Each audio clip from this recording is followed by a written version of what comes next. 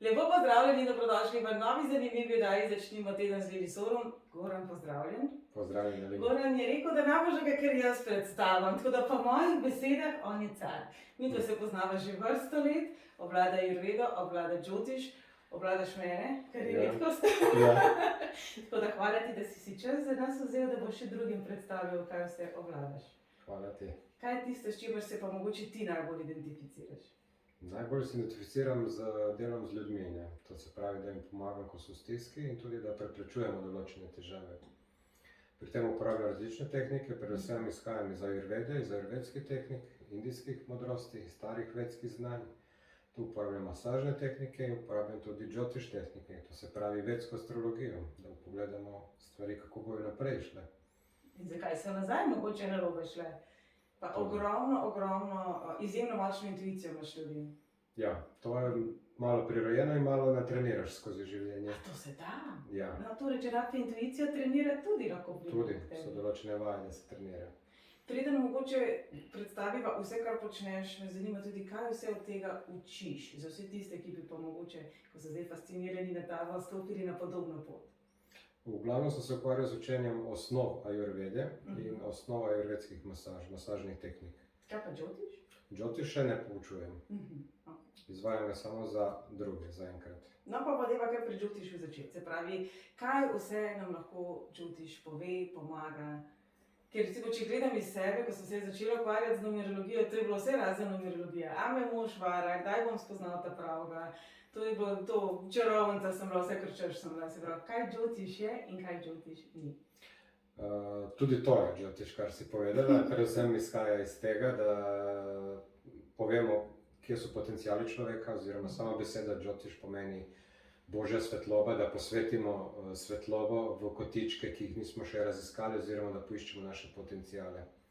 In tukaj Jyotish stopa na plan.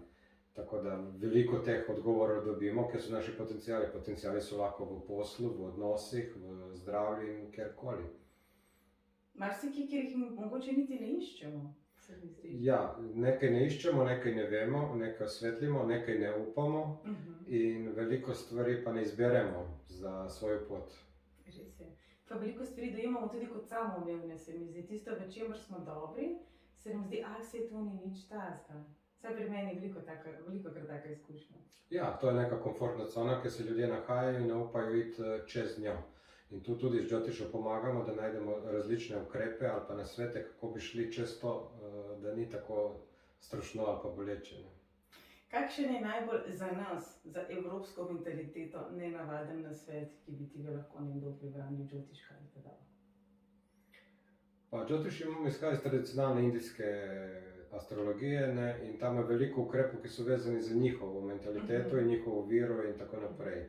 In določene stvari so delno nesprejemljive za našo mentaliteto, ker ne vem, drugačni smo, ne vem, zalivanje z mlekom določenih božanstev, kipcev in tako naprej. Našem človeku zahodnem to bo čudno in ne bo to sprejel, ampak Jyotish je tak mehek, tak je širok, da mi lahko dobimo tudi ukrepe za zahodnjake, primerne in ki delujejo tudi.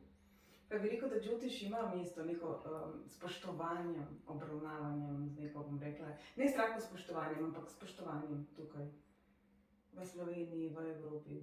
Ja, on je relativno mlad, on je v 80 letih so prve knjige prevajali na zahodu in počasi se odpira in razvija in ljudje ga spoznavajo kot globljega, širšega in vedno bolj gre naprej.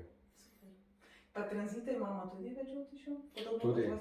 Se pravi, tudi obdobje življenja lahko? Obdobje življenja, vplive, drištije, to se pravi tranzite in tako naprej. To je vse podobno naši zahodni astrologiji. Tudi karma se vidi? Karma se vidi. Velikokrat izhajamo iz prejšnjega življenja in kaj je naloga v tem življenju. To je neko tudi izhodišče za vpogled v Jyotish. Nekateri pravijo, da karme ne moramo spremeniti, kako je stališče Jyotisha? Vemo, da v vedski astrologiji obstajajo karme, ki so sprejemljive, ki so delno sprejemljive in nekatere, ki niso možne spremeniti. In kaj pa narediš, razen tega, da razumeš, zakaj se ti stvari dogajajo? Da jih sprejmeš tako, kot so. To se mi zdi, da tega mogoče malo manjka danes. Tako bi se tudi na silo pa na hitro spreminjali. Koliko imaš mogoče takih izkušenj, če gremo pa zdaj na Ayurvedo, ljudi, ki bi prišli k sebi, da jih tudi jaz na novo postaviš in da smo v redu in fino fajn. Ja, ljudje na zahodu bi predvsem hoteli hitre rezultate čez noč, oziroma da so že narejeni in predvsem, da drugi naredijo namesto njih. Ne. V teh sami vemo, da veliko stvari moramo tudi sami narediti, da z določene stvari moramo imeti potrpljenje in določene stvari moramo iti skozi preizkušnje, ki niso vedno prijetne. Ne. Že psihološko zamenjave vzorcev in tega rabi veliko vaj, veliko trpljenja, da pride do teh sprememb. Ampak to trpljenje ne vzamejo vsi zlahka in nočejo iti skozi to. Poiščejo krajšice. Ja. Krajšice pa niso vedno najboljše, ne dajo najboljše rezultate. Pa mogoče dajo tisto prvo olajšanje, kot je malo lažje, pa zadihaš, pa se ti zdi, koliko je boljše, ampak ni pa to res ta prava rešitev, se mi zdi. Pa ni, lahko je, kot praviš, olajšanje na prvi moment, na prvo žogo ti se čini, da bo lažje, mogoče psihološko zveni lažje, ali pa da nisi vedel, ampak drugače pa te čaka, vsak ima svojo pot. Slej ko prej pridemo nazaj do tiste. Tako. Ja. Kako pa za Ayurvedo pomagaš? Vem, kaj vse zajema sploh beseda Ayurveda, za nekoga, ki mogoče to prvič sliši? Pa sama beseda Ayurveda je veda o življenju, ukvarjamo se s celim spektrom, to je celostni pristop osebi. Na zahodu se v glavnem ukvarjamo preventivno, ne toliko kurativno kot v Indiji, ki imajo razvite klinike za zdravljenje dejansko patoloških stanj. Pri nas se ukvarjamo bolj preventivom, boljšim počutjem in boljšo kvaliteto življenja. To se pravi, da osebo pregledamo po ajurvedskem pregledu, da vidimo, kakšnem je stanju, kakšna je konstitucija, če so morebitne otežitve v telesu. In pol z nasveti glede prehrane, glede načina življenja, prostega časa, rekreacije ali pa odnosov, damo določene navodila in ta navodila naj bi upoštevali nekaj časa in pol jih opazujemo, kakšne so spremembe. Vmes jih lahko podpiramo z različnimi masažami, različnimi zelišči in tako naprej. Kaj je mogoče tisto najbolj pogosto, s čimer se srečuješ v zadnjih letih? Ali pa mogoče od korone naprej? Pa največ sigurno se ukvarjamo z stresnimi faktorji, čustvenimi stanji, odnosi, ki so taki, kot so. Potem oni proizvajajo določene druge težave, kot so težave s hrbtenico, s prebavili in tako naprej. Ampak spet te stvari niso toliko patološke, koliko so težavnostne in delajo težave. Tudi ko grejo k zdravniku, ne dobijo neke konkretne odgovore, ampak dejansko nekateri trpijo. Ne? In tu pridemo lahko mi na plan, da jim malo olajšamo in da popravimo to kvaliteto življenja. In mislim, mogoče bi se hitro razumelo, da ko ne dobijo odgovora pri zdravniku, pridete vi na plan. Jaz mislim, da bi bilo to fajn tudi preventivno. Sej. Preden pride do tega, da te štihne v hrbtu, Ja, da imaš absolutno. kakšne take težave, se pride Tukaj pa je to pravi naslov za te stvari. Ne? Se pravi, bi lahko rekla, da to je nek sistematski pregled. Tako je, ker drugače pri zdravnik, to, kar se rekel, zdravnik ne da odgovore, on v bistvu reče, da ni nič hudega, ne? Da nima rešitve za to oziroma ne more pomagati, da je banalna stvar za njih. Ne? Tudi mogoče bi tako rekla, da ne bo zdaj zvenelo, da šimfava zdravnike. Zdravniki v bistvu medicina se ukvarja s fizičnim telesom. Ko imaš polomljeno kost, jo bo naravnal, da bo gips. Treba je pogledati celostno, se pravi, zakaj, kaj ti sporoča. Ja, in ukvarja se bolj z resnimi stvarmi. Normalno, če nekdo ima neko težjo bolezen, bo poiskal zdravnika, ne bo prišel k meni. Ne? Sigurno. Vsaj tukaj, v Indiji mogoče malo drugače, ampak pri nas je to...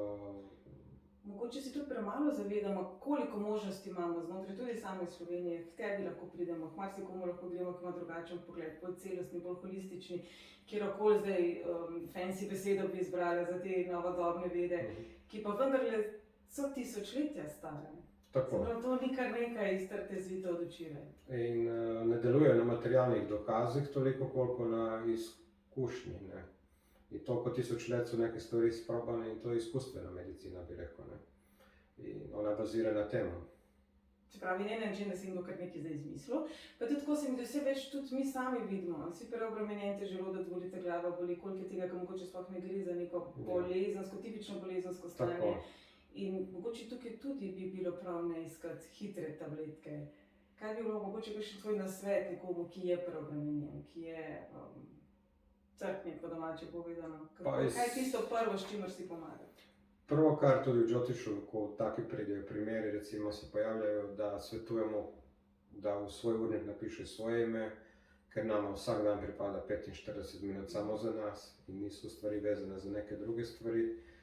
Kaj z občutki krivde? Kaj z občutki krivde, ko si končno rečeš, da bom pa vzel čas si zase? Za občutke krivde, za krivdo vedno moramo dokaze, ali smo res krivi, ne. To je pa ful dobro povedan zdaj, hvala, ja. In poišči Tega je dokaz, ali si veliko, res res kriv, dosti ali si tudi- ustvarjaš občutek krivde, ali si res kriv.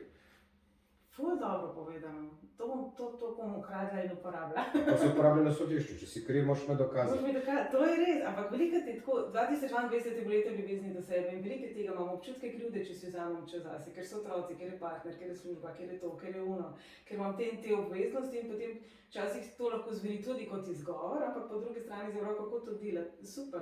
Ampak to je, da napolniš gorivo. Ti, da priješ do Ljubljane, moraš tankati gorivo. Res je. In da govorimo, da snemamo, moramo napolniti baterije. Mi jih polnimo na ta način, da bi Zdaj drugima nisem prišla z pomagali. metlo, no, ampak Dobro, na metlo, a tu trabiš veter. ja, vzgon. Ja, res je, veliko krat Pa- pozabimo sebe napolniti. Na metli rabiš napoje. Še kakšna tvoja modrost? Na- Se pravi, vzeti si čas zase. Vzeti si čas zase, poskrbeti za zadostne količine tekočine, vode in čaja. Da vzamemo čas tudi za obroke, da vzamemo čas tudi za pripravo hrane. Ker veliko mladih, veliko parov sedi po gostilnah, ne kuhajo več dosti in to je že procesirana hrana. Tu se vse začne, to je samo hitenje. In hitenje v pripravi hrane, v samem zaužitju hrane in vse. Tekočino pozabljamo, več ko rabimo, manj pijemo, več ko govorimo, več ko delamo, bolj verjetno je pozabljeno piti, ne. Pa tudi, ko pijemo, dostikrat pijemo čaj, pijemo sokove, pijemo kavo, pijemo Coca-Colo, da ne rečem Ja. kupljene sadne sokove, ki so prepolni sladkorja in še česa drugega. Pozabimo na tisto res samo vodo, ki jo rabimo. Ja, vodo je dobro piti malo po požirkih, mlačno, tako kot pomivamo posode, tako pomivamo tudi prebavila. V glavnem uporabljamo mlačno vodo, ne, ker maščobo ne moreš oprati z mrzlo vodo. Ne. To je res. Zato se jaz namakam v vreli vodi v banji, pa Ja. kar ne grem izkušati samo po tej metodi. Kako bi zjutraj najbolj zdravo začeli dan? Zjutraj bi začeli najbolj zdrav dan, da gremo prvo v miru odvajati svoje potrebe od blata in vode, da si vzamemo čas za to, ker jutarnji čas je predvsem za čiščenje črevesja, mehurja in potem, da začnemo z pitjem toplih napitkov, tekočine in da potem naredimo en zajtrk. Kaj je zdrav zajtrk? Pa zdrav zajtrk, ki nam bo dal energijo čez dan, ne. To se pravi, da so lahko ogljikovi hidrati prisotni, to se pravi, da od živih semen naredimo kakšne kaše in da to zaužijemo. Če nam pa to ni dovolj, dodamo še kakšne beljakovine, ne. Ali pa liter kave ponavadi. Ja. Kakšno je odvisno. mnenje o kavi pravzaprav? V ajurvedi ni slabega in dobrega, odvisno za koga in kdaj in koliko. To se pravi, na kateri konstituciji bo, ki je zelo zaspana, zelo težka, zelo zlepljena, pomagala kava, da dejansko njen metabolizem zalaufa, da je hitrejši, je koristna. Tisti, ki so že nemirni, že slabo spali in že, ko odprejo oči, so že pri delu, za njih je kava bolj ne kot ja. Ker pospešuje ono, kar je že pospešeno in to pelje v problem. Čeprav običajno bi, ko se zjutraj zbudimo nemirni, je naša prva miza kava rabimo. Ja, podobno vleče podobno, to je nova modrost. In to je res, ja, enkrat pa si že znerviran, se pet umirjati. Tako. Ne samo še potencirati stvari. In tisti, ki ste nemirni zjutraj, je pravilno, da tudi naredite kakšno raztezno vajo, kakšno jogijsko vajo, da se meridiani odprejo, da se telo zadiha, da pride do energije. In potem, da lahko malo predihate, pomeditirate tudi, da se resetirate, da se pripravite čisti za novi dan. Ne. Ampak največkrat slišimo, kje imam pa cajt zjutraj, in ko se mi mudi, pa sem zaliman, pa sem utrujen. Prav jutro se začne zvečer, nekim zdravim Tako. odhodom v posteljo. Tako. In pravočasnim odhodom, mirnim odhodom, brez Ne telefonov, filmi, brez filmov, nasilni in težkih tako naprej. knjig in težkih razmišljanj. To pospravimo prej in ko sonce gre dol, se začnemo tudi mi pripravljati za spanec. Se pravi, Ampak skoro pripravljati ne obleči se v pižamo, ampak Zakaj mentalno ne? se, ne samo, ampak mentalno se pripravljati. Po zimi v petih rečeš, evo, Ja. Goran je rekel, bo je redi. Pripravljamo se že Ne moram več za delati spanec. petih.